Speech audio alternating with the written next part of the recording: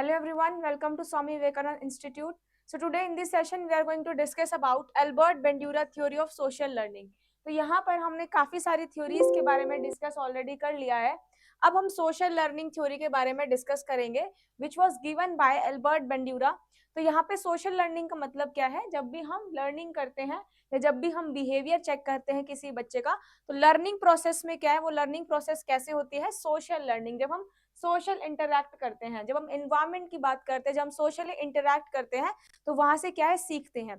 तो Albert Bandura ने क्या बोला कि जो बच्चे हैं, ठीक है, हम उनका बिहेवियर कैसे चेक करते हैं, वो ऑब्जर्वेशनल लर्निंग से सीखते हैं. ऑब्जर्वेशनल लर्निंग का मतलब क्या है? मतलब जब लर्न कर रहे हैं बच्चे तो वो ऑब्जर्व करके कर रहे हैं, विच इज ऑब्जर्वेशनल लर्निंग. तो यहाँ पर बेंडूरा ने क्या बोला कि जो भी हम सोशल लर्निंग करते हैं वो कैसे करते हैं? By observing the others. हमारे यहाँ पर क्या है, सबके पास अपने अपने मॉडल्स होते हैं, रोल मॉडल्स होते हैं. हम क्या करते हैं, उनकी कॉपी करते हैं और उनकी कॉपी करने के बाद हम उनसे सीखते हैं. तो इसका मतलब क्या है? जब भी हम सोशल लर्निंग कर रहे हैं तो हम कैसे सीख रहे हैं? सोशल इंटरैक्ट कैसे कर रहे हैं लोगों से, हम कैसे सीख रहे हैं अपने रोल मॉडल से. और मेन चीज क्या है, उन्होंने ऑब्जर्वेशनल लर्निंग का कंसेप्ट दिया कि जो भी हम चीज सीखते हैं, जो भी हम लर्न करते हैं, वो कैसे करते हैं? किसी को ऑब्जर्व करके करते हैं. तो इसलिए उन्होंने क्या बोला कि ऑब्जर्वेशनल लर्निंग से क्या है, हमारा बिहेवियर डिटरमाइन होता है. जब भी हम किसी को देखते हैं तो ऑब्जर्व करके देखते हैं कि अगर कोई चीज ये कर रहा है तो वो मैं भी करूंगा. तो ये ऑब्जर्वेशनल लर्निंग है, राइट. तो यहाँ पे एल्बर्ट बंड्यूरा ने क्या बोला कि ऑब्जर्वेशन और मॉडलिंग, हम किसी को देख के और जो हमारे रोल मॉडल्स है, यहाँ पर जो हमारे रोल मॉडल्स है, हम उनकी क्या करते हैं? कॉपी करते हैं या उनको क्या करते हैं? फॉलो करते हैं अपने गोल को अचीव करने में. जैसे आप सभी के डिफरेंट डिफरेंट रोल मॉडल्स होंगे, तो आप क्या करोगे? उनके पाथ पे चलोगे, उनके पाथ को फॉलो करोगे. तो इसी तरीके से जो सोशल लर्निंग थ्योरी है, उसमें क्या है कि आप लोगों से कैसे इंटरैक्ट कर रहे हो, कैसे चीजों को ऑब्जर्व कर रहे हो और उसको कैसे रिएक्ट कर रहे हो, उन पे ऑब्जर्व करके आप कैसे उन पे रिएक्ट कर रहे हो. तो वो है ऑब्जर्वेशनल लर्निंग, जो कि किसने दी थी? एल्बर्ट बंड्यूरा ने दी थी. कौन सी थ्योरी थी? Social learning theory. अब उसने किस पे एम्फेसाइज किया? Observing, modelling and imitating the behaviour. Imitating का मतलब होता है यहाँ पर कॉपी करना.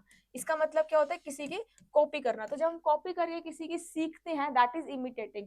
तो सोशल लर्निंग में क्या है, जब भी हम अपना बिहेवियर डिटरमाइन कर रहे हैं या कोई भी काम कर रहे हैं, वो कैसे कर रहे हैं? ऑब्जर्वेशनल लर्निंग से कर रहे हैं. किसी को देख के किसी को ऑब्जर्व करके क्या कर रहे हैं? ऑब्जर्वेशनल लर्निंग यहाँ पर कर रहे हैं. उन्होंने एक्सपेरिमेंट किया था, बोबोडोल एक्सपेरिमेंट. ये बोबोडोल एक्सपेरिमेंट क्या था, ये भी मैं आपको बताती हूँ. बोबोडोल इज लाइक पंच बैग. जैसे आप जिम में देखते हो पंचिंग बैग्स हैं, ठीक है, तो उसमें क्या है, आप एग्रेशन शो करते हो, अपना उसको मारते हो, तो एग्रेशन आपका बिहेवियर जो है वो वहां पर शो होता है. Similarly in the case of Bobo doll experiment, यहाँ पे एल्बर्ट बंड्यूरा ने क्या करा, सबसे पहले यहाँ पे कुछ एडल्ट्स लिए या एडोलेसेंट बच्चे लिए, जिनको उन्होंने रूम में भेजा बोबोडोल के साथ. तो उन्होंने क्या किया, उस बोबोडोल के साथ फाइट करना स्टार्ट किया, ठीक है, एग्रेशन बिहेवियर उन्होंने अपना शो करा. बाहर बच्चे खड़े थे, बच्चों ने वो चीज देखी, तो बच्चों ने क्या करा, उसको कॉपी करा. जब बच्चों को वहां भेजा गया रूम में, तो उन्होंने भी सेम एग्रेसिव नेचर वहां पर बोबोडोल के साथ शो किया. तो इसका मतलब क्या है, जैसे ही हम क्या कर रहे हैं, हम कैसे सीख रहे हैं? ऑब्जर्वेशनल लर्निंग से सीख रहे हैं, दूसरों की कॉपी करके यहाँ पर सीख रहे हैं. तो बोबोडोल एक्सपेरिमेंट क्या था? यहाँ पर बोबोडोल एक्सपेरिमेंट में क्या था कि यहाँ पे हम क्या कर रहे हैं? ऑब्जर्वेशनल लर्निंग से यहाँ पर सीख रहे हैं. ये था बोबोडोल एक्सपेरिमेंट. देखो पहले यहाँ पे एडोलेसेंट है, ठीक है, पहले बड़े लोगों को भेजा गया. तो ये बोबोडोल के साथ क्या कर रहे हैं? ये इसके साथ खेल नहीं रहे हैं, इसको मार रहे हैं, ठीक है. अपना कौन सा नेचर, कौन सा बिहेवियर शो कर रहे हैं? एग्रेशन. ये अपना एग्रेसिव बिहेवियर या एग्रेशन शो कर रहे हैं टुवर्ड्स द बोबोडोल. उसके बाद सिमिलरली बेंडूरा ने क्या किया, ये बेबीज पे एक्सपेरिमेंट किया. तो बाद में बेबी ने इनको देखा कि ये लोग ऐसे खेल रहे हैं इसके साथ, ये इसको मार रहे हैं, पीट रहे हैं. तो सिमिलरली बच्चों ने भी क्या करा, जैसे ही वो डार्क रूम में गए, तो बोबोडोल के साथ उन्होंने भी अपना कैसा बिहेवियर शो करा? एग्रेसिव बिहेवियर जो था शो करा. तो इससे क्या समझ आता है हमें कि हम जब भी कोई कुछ भी चीज सीखते हैं, तो वो कैसे सीखते हैं? By observational learning. जैसे बच्चों ने ऑब्जर्व किया और जैसे इन्होंने ऑब्जर्व किया था, जैसे ये लोग खेल रहे थे, सिमिलरली बच्चे भी इसी तरीके से खेलने लगे. तो दिस इज ऑब्जर्वेशनल लर्निंग. हम ऑब्जर्व करके कैसे सीख रहे हैं. तो ये सोशल लर्निंग थ्योरी है कि हम अपने सोशल इन्वायरमेंट में कैसे सीख रहे हैं, कैसे लर्न कर रहे हैं किसी की कॉपी करके, जिसमें हमारे रोल मॉडल्स भी आते हैं. तो बोबोडोल एक्सपेरिमेंट क्या था? Bandura set out to understand the role of modelling in learning and aggression. यहाँ पे रोल ऑफ मॉडलिंग का बताया कि जो हमारे रोल मॉडल्स है, उससे हमारा बिहेवियर डिटरमाइन होता है. होता है, जैसे बोबोडॉल एक्सपेरिमेंट था, उसमें एग्रेशन यहाँ पर उन्होंने क्या लिया, बिहेवियर लिया।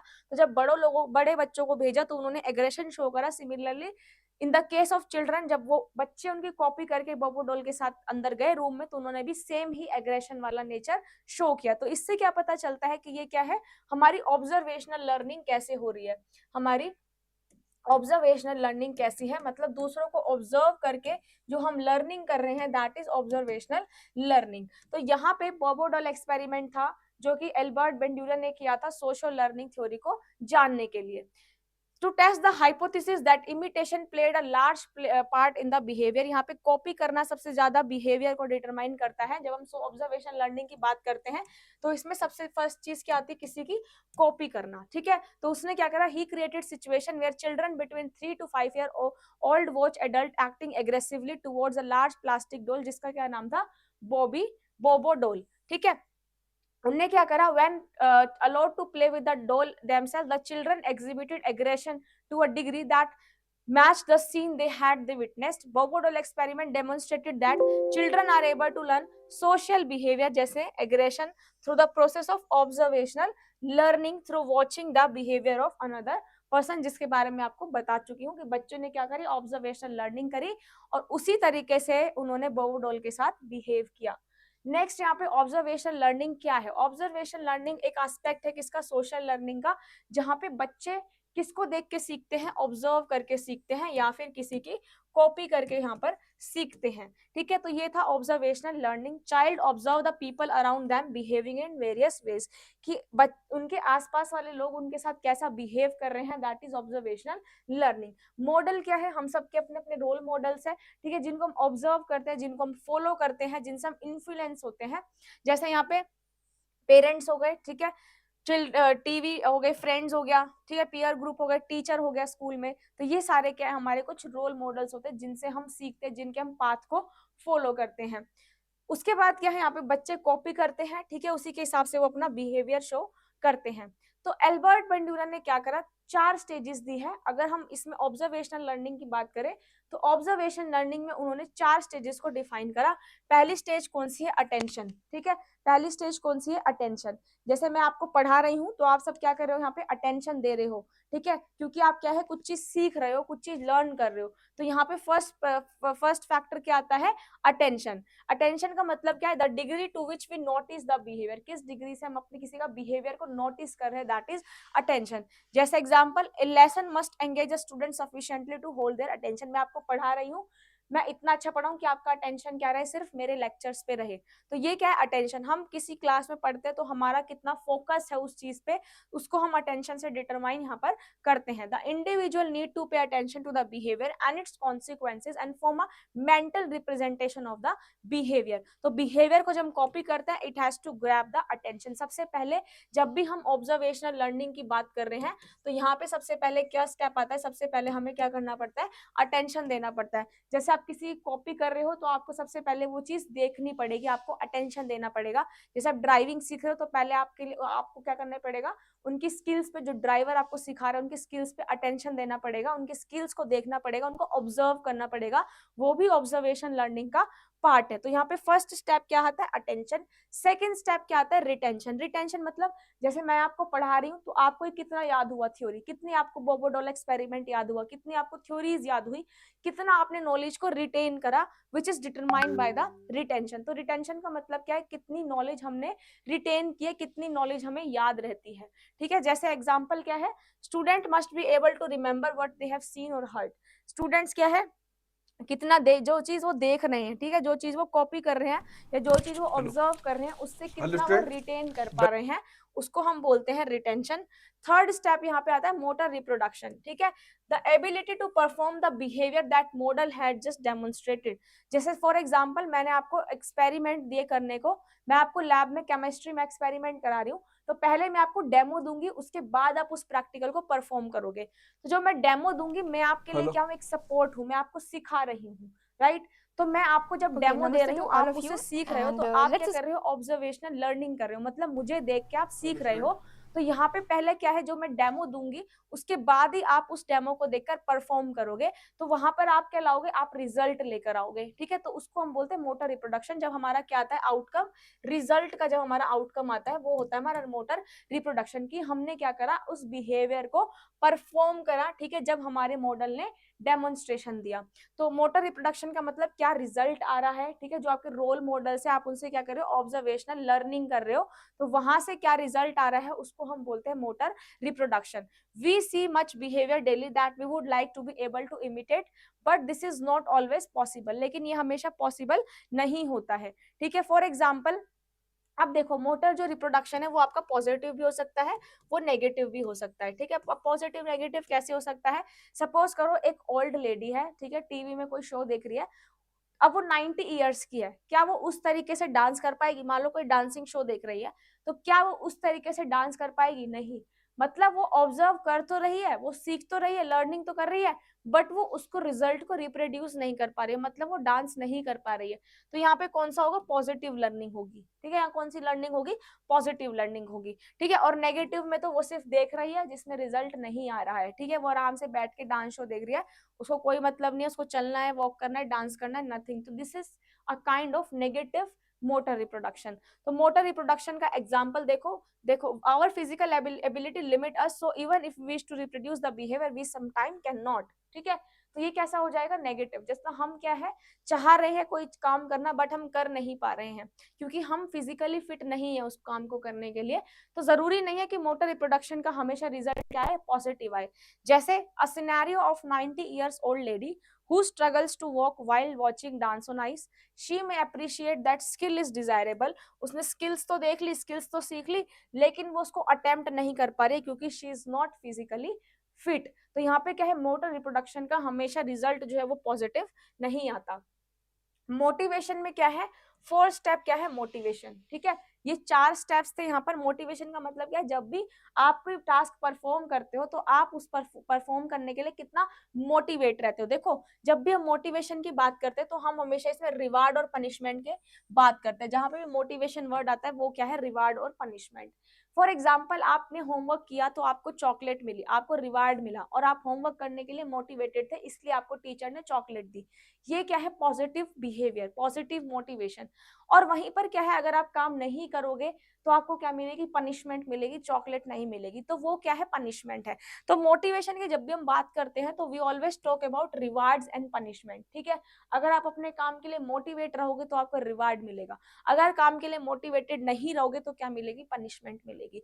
जैसे अगर आप अच्छे से मेहनत कर लोगे, पढ़ाई करोगे तो जेआरएफ मिल जाएगा, नेट क्लियर हो जाएगा, तो वो क्या है, आपके लिए रिवार्ड है, ठीक है। पनिशमेंट क्या है, अगर आप मेहनत नहीं करोगे और जेआरएफ नेट नहीं निकला तो फिर से दोबारा से प्रिपरेशन स्टार्ट करनी पड़ेगी, तो वो आपके लिए क्या है, काइंड ऑफ पनिशमेंट। तो जब भी हम मोटिवेशन की बात करते हैं तो motivation always be counted in the term of rewards and punishment, right?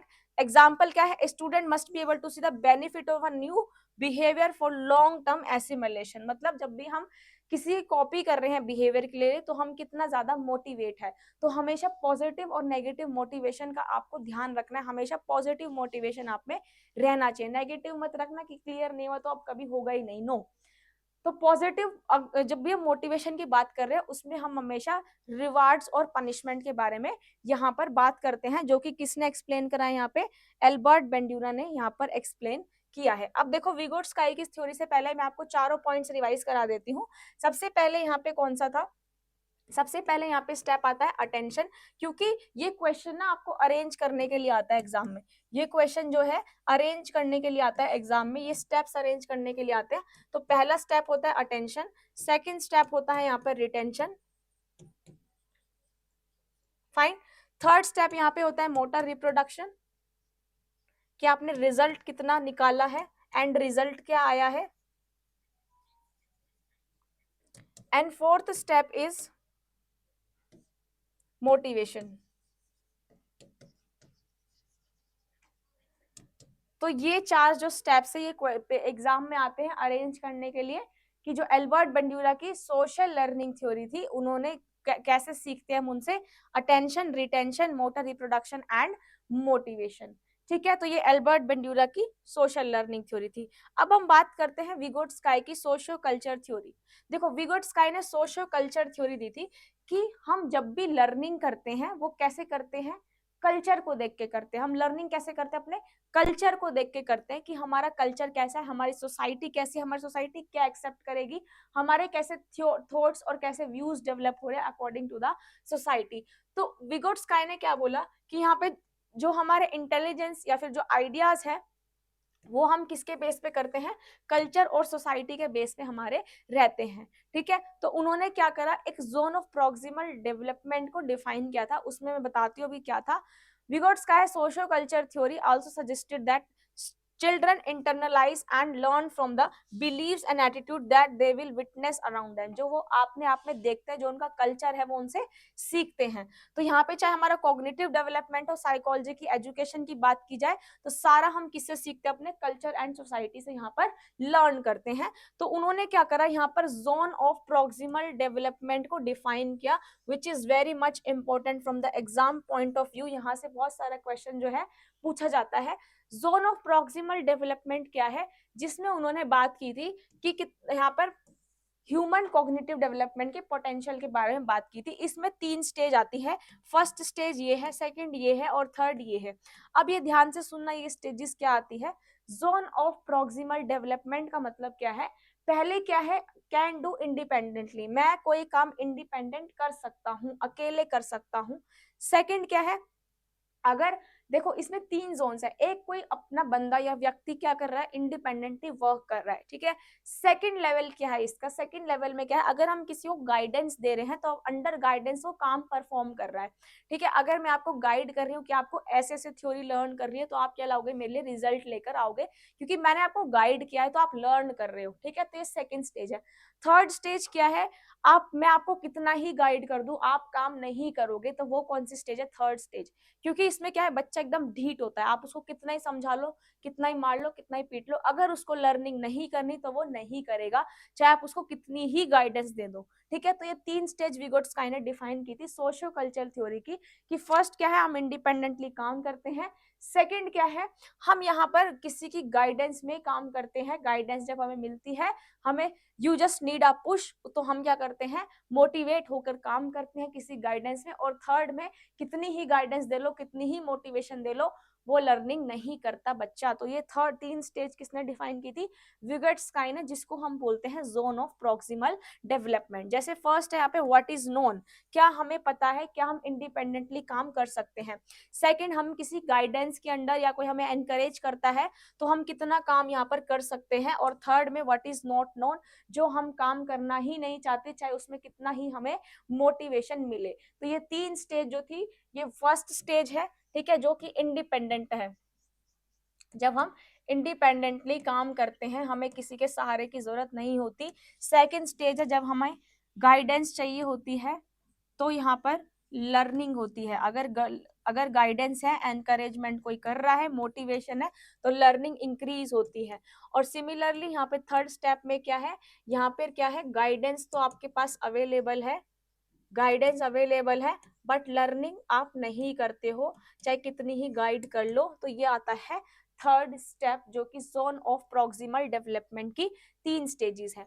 तो यहाँ पर जोन ऑफ प्रॉक्सिमल डेवलपमेंट क्या है, कि लर्निंग, जो लर्नर है वो अपने आप कैसे कर रहा है, ठीक है, किसी के गाइडेंस में कितना परफॉर्म कर रहा है, और किसी की गाइडेंस के बावजूद भी वो काम नहीं कर रहा है। तो इसने क्या दिया था, जोन ऑफ प्रॉक्सिमल डेवलपमेंट का कंसेप्ट यहाँ पर दिया था, जिसमें हमने पोटेंशियल की बात की थी कि एक बच्चे में कितना पोटेंशियल है कि वो लर्न कर सकता है, किसको देख के, अपने सोसाइटी, अपने कल्चर्स को देख के। एग्जाम्पल क्या है, a parent teaching a child how to ride a bike. तो इसमें 3 स्टेजेस है जो मैं आपको बता चुकी हूँ। जब लर्नर क्या है, किसी की भी गाइडेंस में काम नहीं करता, मतलब वो यहाँ पर इंडिपेंडेंट होकर काम करता है, तो ये आती है यहाँ पर फर्स्ट स्टेज, जिसमें लर्नर जो है अपने आप इंडिपेंडेंटली काम करता है। दूसरा, यहाँ पर किसी की गाइडेंस में काम करता है। ठीक है, किसी की क्या कर रहा है, यहाँ पर किसी की गाइडेंस में काम कर रहा है। अगर गाइडेंस होगी तो लर्निंग क्या होगी, यहाँ पर इंक्रीज होगी। थर्ड, यहाँ पर क्या है, आप यहाँ पे कितनी भी गाइडेंस दे दो, आप यहाँ पर क्या है, कितनी भी आपको गाइडेंस मिल रही है, लेकिन लर्निंग क्या है, हमेशा जीरो। ठीक है, चाहे आप कितना भी नॉलेजेबल पर्सन दे दो, लेकिन लर्निंग क्या जाएगी यहाँ पर जीरो हो जाएगी, क्योंकि लर्नर बिल्कुल भी इंटरेस्ट नहीं ले रहा है सीखने में। तो इसलिए थर्ड स्टेज होती है। अब यहाँ पर विगोट्स्काइनेक स्कैफोल्डिंग का कॉन्सेप्ट है, ये भी बहुत ज्यादा इंपॉर्टेंट है। स्कैफोल्डिंग का मतलब होता है सपोर्ट। ठीक है, आपको क्या सपोर्ट चाहिए जब भी आप लर्निंग कर रहे हो। ठीक है, जैसे मैं आपको पढ़ा रही हूँ तो मैं आपका सपोर्ट हूँ। ठीक है, मैं आपका क्या हूँ, सपोर्ट हूँ, मैं आपको गाइड कर रही हूँ, आपको मोटिवेट कर रही हूँ। तो यहाँ पर जब भी हम लर्निंग करते हैं तो लर्निंग के टाइम पे हमें कितना सपोर्ट चाहिए, दैट इज स्कैफोल्डिंग। तो स्कैफोल्डिंग क्या है, the support given during the learning process which is adjusted to the needs of children without intention of helping with student to achieve his goal. कि यहाँ पे जब हम स्कैफोल्डिंग की बात करें तो हमें कितना ज्यादा सपोर्ट चाहिए अपनी लर्निंग करने के लिए, उसको हम बोलते हैं स्कैफोल्डिंग। इंस्ट्रक्शनल स्कैफोल्डिंग का मतलब क्या है, जैसे मैं आपको पढ़ा रही हूँ तो मैं आपका सपोर्ट हूँ, मैं आपकी स्कैफोल्डिंग हूँ, बट मैं किसके थ्रू पढ़ा रही हूँ, ये डिजिटल बोर्ड के थ्रू पढ़ा रही हूँ। तो जो बोर्ड है दिस इज इंस्ट्रक्शनल स्कैफोल्डिंग। जब मैं किसी भी टूल्स की हेल्प लेके, किसी की सपोर्ट हेल्प लेके तो आपको मैं गाइड कर रही हूँ, तो इसको हम क्या बोलेंगे, instructional scaffolding. Another example is, जैसे मैं आपको कोई थ्योरी समझा रही हूँ तो मैं अगर उस थ्योरी को पहले उस थ्योरी का बेस बता दूं, ठीक है, आपको एग्जांपल्स दिखा दूं, पिक्चर्स दिखा दूं, वीडियोस दिखा दूं किसी थ्योरी की, तो आपको इजीली लर्न करना ज्यादा, आप इजी उसको लर्न कर पाओगे, इजीली उसको क्या कर पाओगे, लर्न कर पाओगे। क्योंकि जो हम देखते हैं, जो हम ऑब्जर्व करते हैं, उससे हमारी लर्निंग इंक्रीज होती है। Again observational learning. तो अगर मैं आपको थ्योरी थ्योरी पढ़ाई जाऊं तो शायद आपको ना समझ आए, लेकिन वहीं पर अगर मैं एग्जाम्पल के साथ, या मैं आपको वीडियोस के साथ, या मैं आपको पिक्चर्स के साथ वो चीज समझाऊं, तो आप ज्यादा उसको ग्रैब कर पाओगे। तो similarly in the case of instructional scaffolding, instructional scaffolding में क्या है, यहाँ पर हम गाइड करते हैं, टूल्स का यूज करते हैं। ठीक है, जैसे यहाँ पर क्या है, टेक्निक्स क्या है, यहाँ पे विजुअल एड्स, जैसे आपके डायग्राम्स हो गए, एग्जांपल्स हो गए, 1-to-1 इंटरेक्शन हो गए स्टूडेंट के साथ, उनके फीडबैक प्रोवाइड कर रहे हो। तो दिस इज इंस्ट्रक्शनल स्कैफोल्डिंग, जिसमें आप क्या कर रहे हो, इंस्ट्रक्ट कर रहे हो, आप डेमोस दिखा रहे हो, वीडियोस दिखा रहे हो, सपोर्ट बन रहे हो किसी का, तो वो क्या हो जाएगी, इंस्ट्रक्शनल स्कैफोल्डिंग हो जाएगी।